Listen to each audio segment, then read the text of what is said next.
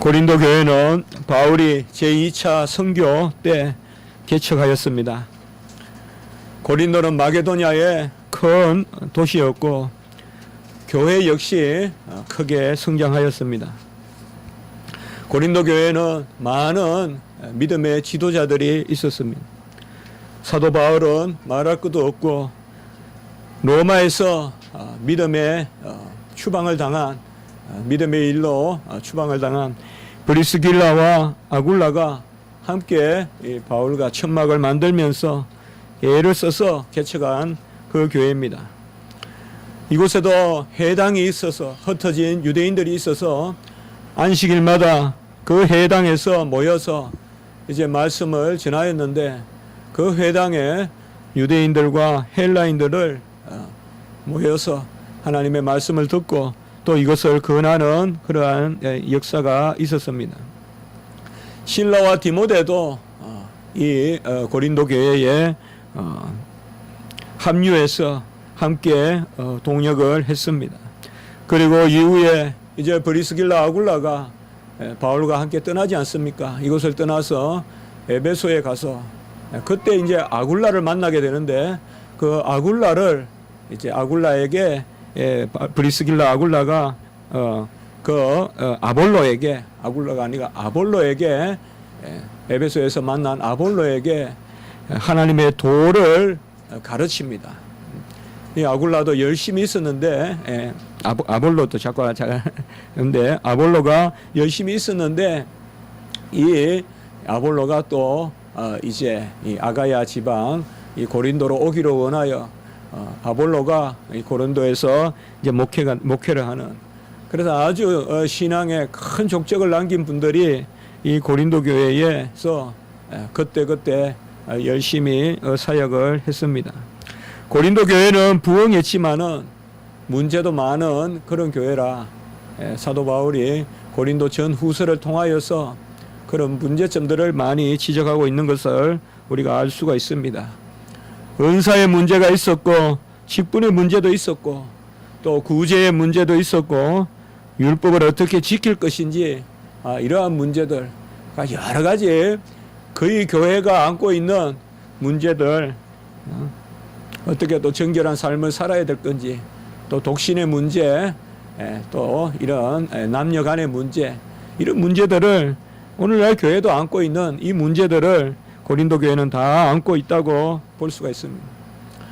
무엇보다 이 교회의 가장 큰 문제는 이러한 어떤 일의 문제도 있지만은 바로 당을 짓고 사람을 중심으로 파가 나누어지는 그것이 가장 큰 이 고린도 교회의 문제라고 할 수 있겠어요. 아주 뛰어난 인물이 많으니 또 사람을 쫓는 그러한 잘못된 역행된 그러한 경향도 생기게 되는데요.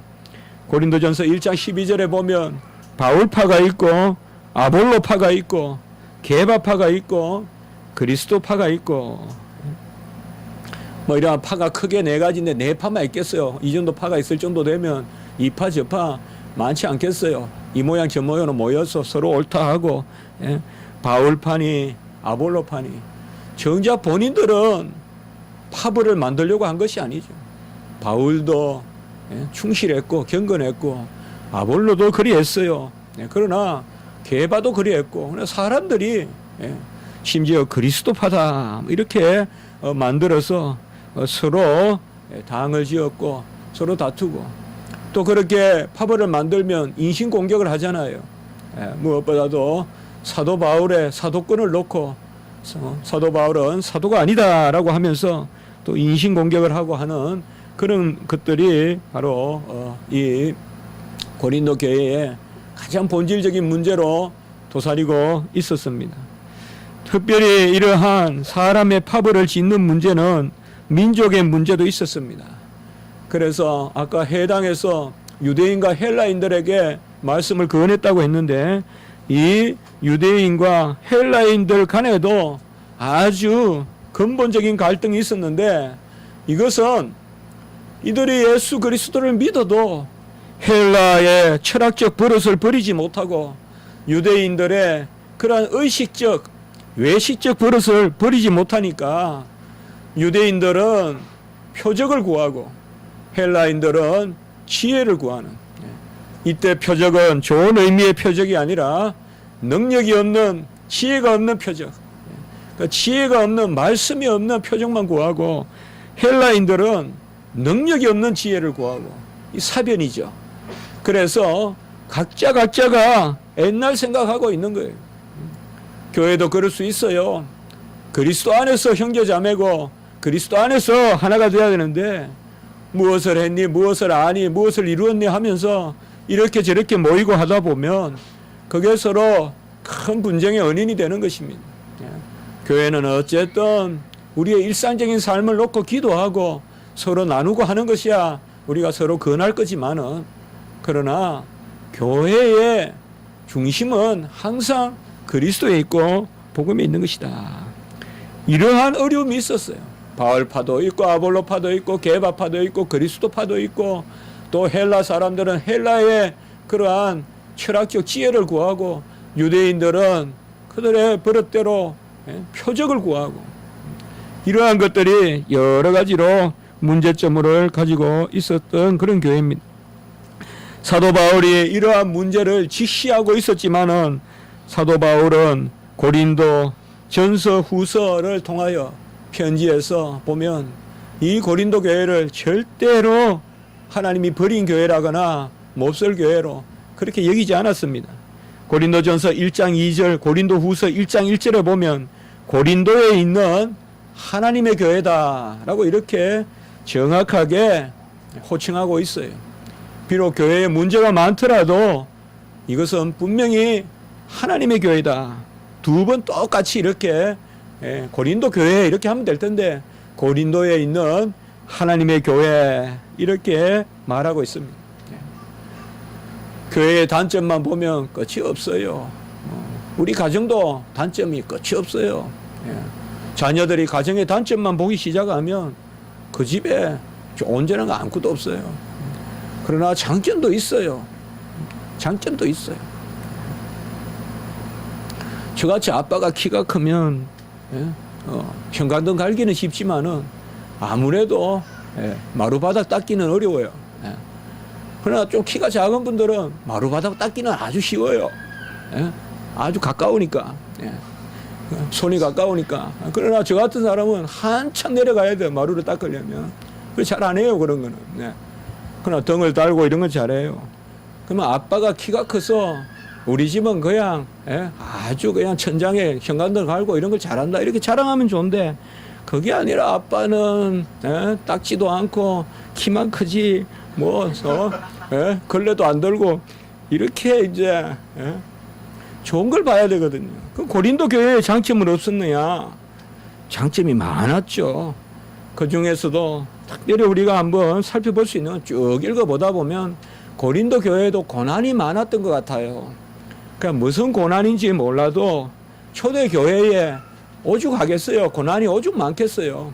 그러니까 고난이 많고 이 고난 가운데서 위로도 넘친다. 고린도 후서 1장 5절에 보면 고난이 우리에게 넘치는 것과 같이 위로도 넘친다 했고, 고린도 후서 1장 10절에 보면 사형 선고를 받은 줄 알았는데 큰 사망에서 지켜주었다고도 하고, 이런 것을 보면 이게 어찌 간단한 일이겠어요. 무슨 큰 일이 있었겠죠.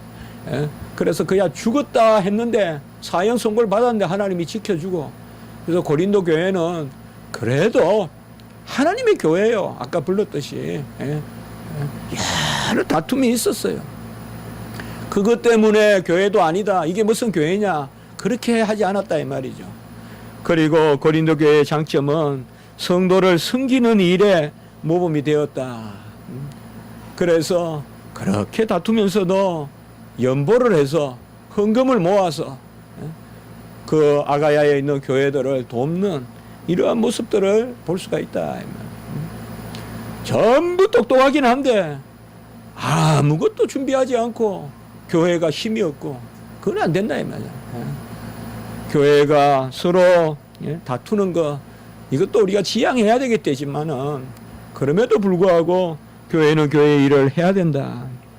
이러한 문제가 많고 파벌도 많은 이 교회에 바로 사도 바울은 성도의 교제를 강조합니다. 1장 9절 고린도전서에 보면 너희를 불러 그의 아들 예수 그리스도 우리 주와 더불어 교제하게 하시는 하나님은 미쁘시다. 여러 파가 있고 여러 근원에 서로 차이점이 있지만은 그래도 사도 바울의 말씀은 예수 그리스도와 더불어서 너희를 불러서 함께 교제하게 하시는 코이노니아, 교제하게 하시는 그 하나님은 미쁘시다. 미쁘시다 말은 충실하시다. 하나님이 우리의 교제의 끈을 끊지 않는다는 거예요. 우리가 좀 이견이 있고 우리가 좀 서로 차이가 있을지라도 하나님이 지키신다. 그 교제하게 하시는 이는 미쁘시니라라고 이렇게 말씀하고 있습니다. 바로 예수 그리스도와 더불어서 교제하는 그 교제를 하나님이 충실하게 지켜주신다. 그래서 누구에게 세례를 받았느냐 이것이 중요한 것이 아니라 이제 무엇 안에서 하나가 되어야 되냐, 복음이요 십자가다라고 고린도전서 1장 17절에서 말하고 있어요. 그리스도께서 나를 보내심은 세례를 베풀게 하려 하심이 아니요 오직 복음을 전하게 하려 하심이로되. 이 말씀은 많은 사람들의 오해를 받을 수가 있어요. 제자를 삼고 세례를 주라 했잖아요. 마태복음 28장에서. 그런데 세례를 베풀게 하려 함이 아니요 복음을 전하게 하려 함이로되. 이것은 세례를 거절하거나 세례를 무익하게 여기는 것이 아니라 본질이 복음이라는 거예요. 세례를 누구에게 받아서 나는 누구의 파다 이런 경향을 띠고 있다 이 말이죠. 안수를 어느 목사님 계실 때 받았다고 해서 그 목사님 편이 되고, 어떤 옛날 목사님 편에는 원로 목사님 편이고, 새 목사님이 오셔서 안수 주면 안수 받게 되면 새 목사님 편이고, 얼마나 요새 교회가 그래서 힘든 일을 많이 겪어요. 교회마다 원로 목사님 또 그 장로님, 요새는 우리나라도 전체적으로 노소 간의 갈등이 많잖아요. 선거를 해봐도 알자. 이런 적이 없었잖아요. 교회도 그런 게 있거든요, 여러분들. 바로 누구에게 세례 받았냐가 중요한 게 아니라 복음이 중요하고 십자가가 중요하다. 십자가 안에서 하나고 복음 안에서 하나다. 오직 복음을 전하게 하려 하심이로되 말의 지혜로 하지 아니하고 그리스도의 십자가, 그것이 헛되지 않게 하려고 내가 복음을 전한다라고 이렇게 말씀하고 있습니다. 교회는 어느 파도, 어느 당도, 어느 류도 없습니다. 어느 목사님의 성도의 신앙의 경향을 쫓아가고, 그래서 저는 우리 교회는 무슨 개혁교회다 이런 말 하지 말라고 합니다. 제가 개혁교회가 어디 있습니까? 교회죠. 무슨 교회가 경향을 띈다는 자체가 벌써 이것은 잘못된 거예요. 최소한 그 시대가 잘못된 것이에요. 사실은 참이란 말이 없을 때가 가장 좋은 거예요. 참 진리니 참 교회니 참 교회니 그런 말이 없는 그냥 교회고 진리고 교리고, 그게 가장 좋은 거예요. 참이 있다는 것은 벌써 우리 안에 치부를 드러내는 거예요. 우리 안에 거짓이 많다는 것을 역으로 드러내기 때문에. 교회는 파도, 당도, 류도 없고요. 교회는 오직 하나님의 영원한 작전 가운데 두 부류만 있을 수 있어요. 교회 안과 교회 밖이에요. 그게 바로 18절이에요. 멸망하는 자들과 구원을 받는 우리, 이 구별만 우리는 할 수 있어요. 바로 선택과 유기. 오직 인간을 놓고 우리가 판단을 해서는 안 돼요. 역시 나는 구원받아, 저 사람 구원 못 받아. 아무도 강도가 구원받을 줄 몰랐겠죠. 그러나 강도는 나그네 갔잖아요. 그러니 우리가 스스로 저 사람 구원받았다 안 받았다 판단하면 안 돼요. 그러나 고백하는 마음에서 두 가지를 우리가 항상 생각해야 돼요. 우리를 야곱의 자리에 세우고, 에서가 아니라 우리가 이스마엘이 아니라 이삭의 자리에 세우고, 바로 교회에서 우리가 영적으로 분별해야 될 것은 바로 하나님께서 멸망하는 자들에 버렸느냐? 아니면 구원을 받은 우리냐? 24절에 보면 오직 부르심을 받은 자들에게 이렇게 나와 있죠. 교회에서 택자냐? 그리고 하나님이 그들을 그냥 두시느냐? 이 구별은 하되 이 구별도 스스로 내 신앙 가운데서 감사의 조건으로 가지고 있어야 돼요. 판단하려고 선택과 유기를 말하지 말고 감사하기 위하여 선택과 유기를 말하라 이 말이에요. 나를 선택해 주셔서 감사합니다. 그것까지만 생각하시면 돼요. 버림받을 수도 있는데 선택해 주셔서 감사합니다. 그것을 위하여 이중 애정론이 있는 거지. 저 사람은 유기됐고 나는 선택받았고 그거 아니에요. 그래서 칼빈이 기독교 강요에서 애정론을 성도의 감사의 영역에서 다룬 거예요. 성도의 감사의 영역에서. 그래서 우리는 내밀하게 은밀하게 감사해야 돼요. 천에 하나 만에 하나 남은 자로 나를 이 시대에 구원했다는 감사를 해야 돼요. 에레미야 시대에 예루살렘에 의인이 하나도 없는데 나를 지금 기도하게 하시고 나를 하나님의 자녀로 소명 갖게 하시고 소방 갖게 하시니 감사해야 돼요. 이러한 구별만이 교회 안에 있어야 돼요. 결국은 십자가의 은혜 가운데 있느냐, 바로 복음의 은혜 가운데 있느냐, 그렇지 않느냐. 그래서 결국 이 사도 바울이 이 고린도 교회를 묶는 하나의 끈이 뭐냐, 지금. 그게 아까 말씀한 예수 그리스도 안의 교제. 그 예수 그리스도를 좀 더 달리 표현하면 복음. 그것을 좀 더 세밀하게 표현하면 십자가. 오늘 18절에 십자가의 도가. 이렇게 이야기합니다. 결국은 십자가의 도가 고린도 교회를 하나로 묶어. 그것을 지금 말하고 있는 거예요. 우리가 십자가의 도 안에서 하나로 묶인다. 도란 말 자주 우리가 도라고 번역되는 것은 로고스입니다. 원어에는 로고스.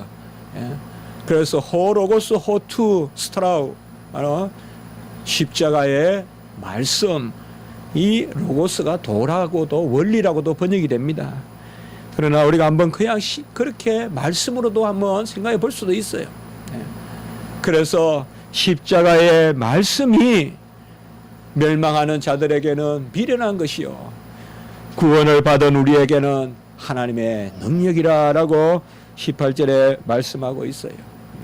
여기에 말씀 로고스는 헬라어로 말하면 디다케라고도 할 수 있고 십자가의 지혜, 십자가가 우리에게 알려주시는 지혜, 그리고 헬라어로 말하면 바로 케리그마라고도 할 수 있어요. 십자가의 선포. 그래서 많은 주석에서는 프리칭이라고 해석해요. 십자가의 설교, 곧 십자가 설교가, 십자가에 관한 말씀 선포가 저들에게는 미련한 것이요 우리에게는 구원을 얻는 능력이 된다라고 이렇게 말한 것입니다. 우리가 그냥 한번 십자가의 말씀이라고 생각해 봅시다. 우리 주님께서 7 말씀을 하셨죠. 우리가 잘 알다시피 가상 7은 십자가 위에서의 7 말씀. 이 7 말씀을 한번 생각해 볼 수도 있어요. 첫째 말씀은 뭐예요? 아버지 저들을 사하여 주옵소서. 자기들이 하는 것을 알지 못함이니. 아마 이거보다 더 큰 위로가 되는 주님의 기도는 없을 거예요. 우리가 우리의 죄를 우리가 다른 사람의 죄를 사하여 주는 것 같이 우리의 죄를 사하여 주옵시오. 우리가 주기도문에 기도하다시피 주여 저들의 죄를 사하여 주시옵소서. 저들이 하는 일을 알지 못함이니. 깊은 평강이 있어요. 깊은 하나님의 용서가 있고요 은혜가 있어요. 분명히 죄라고 알지만은 저들을 탓하지 않아요. 이게 십자가의 제1말씀이에요. 제2말씀은 오늘 내가 너와 함께 나그네 있으리라는 그러한 강도에게 하신 말씀이에요. 누구도 강도가 구원받았다고 생각도 못할 거예요. 누가 이를 갈고 치를 들고 온몸에 상처 덩어리 그 평생을 험하게 살아왔던 강도가 나그네 갈 거라고 생각했겠어요. 옷술이 긴 옷을 입고 경문을 차고 율법을 암송해야 천국 가는 줄 알았지. 그런데 오늘 네가 나와 함께 나그네 있으리라. 이게 제2은이에요. 두 번째 말씀이에요. 바로 강도라도 구원하시는 주님의 말씀. 그리고 제3은은 여자여 보소서 아들이니라. 사도 요한을 가르치면서 여자여 보소서 아들이니라. 그리고 보라 내 어머니라라고 하는 마리아에게 어머니 마리아 그리고 사도 요한을 지시하는 그러한 말씀입니다. 이것도 주님께서 바로 어떤 만물을 싹 멸망시키는 그런 십자가가 아니라 부모를 붙들고 그리고 친지를 붙들고 형제를 붙드는 바로 우리 기독교의 어떠하심을 보여주고 있죠. 간혹은 십자가에서 그 고통 가운데서는 부모도 기억이 안 나요. 자기 자신의 고통을 못 견디는데 어떻게 어머니를 부탁하겠어요. 그냥 그러려니 하겠죠. 잘해야. 그러나 우리 주님은 그 고통 가운데서도 보소서 아들이니이다 어머니로다 보라 내 어머니라라고 해서 바로 사도 요한에게 그 마리아의 존재를 뚜렷이 부각시킵니다. 제4원은 알다시피 엘리 라바 사박다니, 제5원은 내가 목마르다, 제6원은 다 이루었다. 엘리 라바 사박다니는 완전히 끄트머리까지 우리의 자리에 서시는 거예요. 이제 하나님이 마지막 손을 놓는 거예요. 하나님은 최고로 늦게 손을 놓는 거 아셔야 돼요. 아버지는 아들을 마지막에 놓은 거. 세상이 다 나왔어요. 점차 떠나요. 무리가 떠나고 제자가 떠나고 다 떠나고 마지막은 주님으로부터 하나님으로부터도 떠나는 자리에 서야 돼요. 그래야 우리의 유기를 경험할 수 있어요. 그래서 엘리 라바 사박다니, 그리고 내가 목마르다, 천지 만물을 지으신 모든 만물의 근원이 되시고 지금 홍해나 지금 모든 대해나 갈릴리나 그리고 그 골고다 언덕에 지하를 흐르는 콸콸 흐르는 그 물을 지으신 분이 목마르다. 어제도 우리가 나누었죠. 성경교리 정에 어제 우리가 나누었죠. 항상 예수님이라면 그는 참 하나님이시고 참 사람이시다. 십자가에 달려서 목마르다 하시는 그 예수님은 사람의 인성을 조차 목마르다 하시지만은 그분은 신성에 따라 천하 만물의 모든 것을 주장하시는 분. 만물이 그로 말미암고 그를 위하여 있는 모든 물이, 모든 북해의 물이나 남해의 물이나 예루살렘의 지하수 엄청 흐르거든요. 가보시면 이스라엘 땅은 지하로 물이 많이 흘러요. 그 물도 주님이 만드신 거예요. 그런데 목마르다 하고 계시는. 그리고 마지막 제7호는 아버지 내 영혼을 아버지 손에 부탁하나이다. 이 십자가의 7 말씀 가상 7원을 우리가 그냥 크게 해석하지 않고 그냥 계속 이렇게 이것이 주님께서 그 고통 가운데 외치신 소리시다, 음성이다. 다 이루었다고 절규하셨지만은 무슨 큰 소리가 났겠어요. 신음도 못 내는 게 십자가예요. 신음도 못 내요. 아주 고통스러운 소리도 못 내요. 그 가운데서 주님께서 한 말씀 한 말씀 하신 것은 이것은 바로 주님이 이 땅에 오셔서 자신의 일을 선포하신 거예요. 우리는 십자가의 도가 무엇이냐? 십자가의 도가 있을 수 있을까요, 과연? 십자가가 뭡니까? 흉악한 죄인들이 무슨 우리가 좋은 것에는 도를 붙이죠. 무슨 도가 있다. 그러나 십자가의 도란 말이 과연 가당키나 하는 말입니까? 그 흉악한 죄인들이 온갖 이를 갈면서 치를 떨면서 아주 그냥 생각지도 않은 그런 온갖 흉악한 모습 가운데서 죽어가는 그 고통의 틀이 어떻게 그곳에 도가 있겠냐? 세상의 어떤 종교도 이러한 고통의 자리에서 도를 찾지는 않아요. 명상을 한다거나 묵상을 한다거나 뭐 고고연하게 깊은 어떤 그런 세계 이런 데서 도를 찾지만 우리 기독교는 십자가의 도를 찾는 거예요. 십자가의 도. 아주 거친 그 큰 못, 아주 큰 못, 그 대못, 그것이 쾅쾅 바뀌는 어떤 그 현장, 그래서 살이 찢어져 내리는 그 현장, 피가 튀기는 현장, 거기에 도가 있다 이 말이죠. 거기에 도가 있다. 거기에 설교가 있고, 거기에 선포가 있고, 거기에 디다케 지혜가 있다. 이 십자가의 도가 무엇이냐? 고린도후서 13장 4절에 보면 그리스도께서 약하심으로 십자가에 못 박히셨으니 하나님이 능력으로 살아계시니. 십자가의 도는 하나님이 자기 자신을 연약한 가운데 주셔서 우리의 자리에서 죽으신 것입니다. 우리의 연약함을 가져가신 것이에요. 그리스도께서 약하심으로 십자가에 못 박히셨다. 어찌 주님을 약하다고 하겠습니까?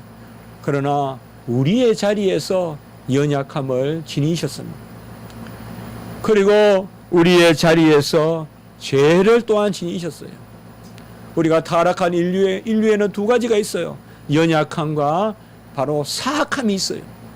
우리 주님은 연약함을 지니시고 또한 우리의 자리에서 죄를 지니셨어요. 고린도후서 5장 21절에 보면 하나님이 죄를 알지도 못하시는 이를 우리를 대신하여 죄를 삼으셨다. 여기 삼으셨다는 말은 거의 만드셨다는 단어 포예오라는 헬라에서 나온 거예요. 없는 죄를 만들다시피 해서 죄를 잊게 하신 거예요. 무슨 조금 있는데 이렇게 보셨다 그 정도가 아니라 아예 죄가 없으신 분을 죄를 만들어서 그냥 안기다시피 했다. 그래서 하나님이 죄를 알지 못하실 이를 우리를 대신하여 죄를 삼으셨고, 이사야 53장 12절에 보면 범죄자 중 하나로 헤아림을 받았음이라. 그가 죄가 없으시고 그가 순한 양과 같으나 바로 범죄자로 헤아림을 받고, 로마서 8장 3절에 보면 죄 있는 육신의 모양으로 보내서 육신의 죄를 정하사, 이것도 죄가 없는 육신의 죄를 정하사. 우리는 타고난 죄가 있어요. 우리는 암만 긁어내도 암만 닦아도 암만 씻어도 나가지 않는 죄가 있어요. 이미 살덩어리 안에 들어있어요. 그러나 우리 주님은 그 영혼과 육체의 죄가 없으신 하나님, 사람이세요. 거기에 죄를 정했다고 했어요. 죄를 정했어요. 없는 죄를 삼으시고 없는 죄를 정하신, 이게 바로 십자가의 도예요. 죄가 없으신 분이 죄를 삼으시고 죄를 정하셔서 죄인의 자리에 서셔서 육이 아버지의 버림을 경험하신 엘렐리라바사. 그리고 강하신 분이 연약함을 지니시고 그가 우리와 같이 연약한 가운데서 십자가에 달려 돌아가신 것입니다. 육체의 생명이 피에 있고 피 흘림이 없이는 제사함이 없기 때문에 우리 주님께서는 바로 십자가에서 이 연약함과 이 죄를 가지고 사악함을 가지고 십자가에 달리신 것입니다. 이것이 바로 십자가의 도입니다. 왜 달리셨느냐? 왜 죄가 없는 분이 달리셨느냐? 우리를 대속하기 위하여. 요한복음 3장 14절에 보면 모세가 광야에서 뱀을 든 것과 같이 인자도 들려야 하리니. 모세가 광야에서 뱀을 든 게 뭐예요? 이스라엘 백성이 이제 출애굽해가지고 빨리 가나안 땅 갈 줄 알았는데 에돔 족속이 나타나죠. 에돔의 땅을 그저 가로지르면 되는데 가로지를 수가 없죠. 에돔은 워낙 강하니까. 그러니까 모세에게 하나님이 명령하시는 거예요. 에돔을 빙 둘러서 지나가라고 해요. 에돔을 둘러서 지나가라. 그러니까 이스라엘 백성이 불평을 하는 거예요. 이제 죽었다. 우리를 왜 끄집어내서 이곳에서 죽게 하느냐. 그 불평을 합니다. 그때 하나님이 그동안 오래 참으셨어요. 먹을 거 없다고 불평, 물 없다고 불평, 덥다고 불평, 춥다고 불평. 오래 참으셨어요. 이때는 우리 주님께서 하나님이 불뱀을 내리시죠. 그래서 불뱀에 물려 죽게 되고, 그러니까 사람들이 모세에게 와서 제발 기도해서 우리 좀 살려달라. 그래야 모세가 하나님께 구한 것이. 그때 하나님이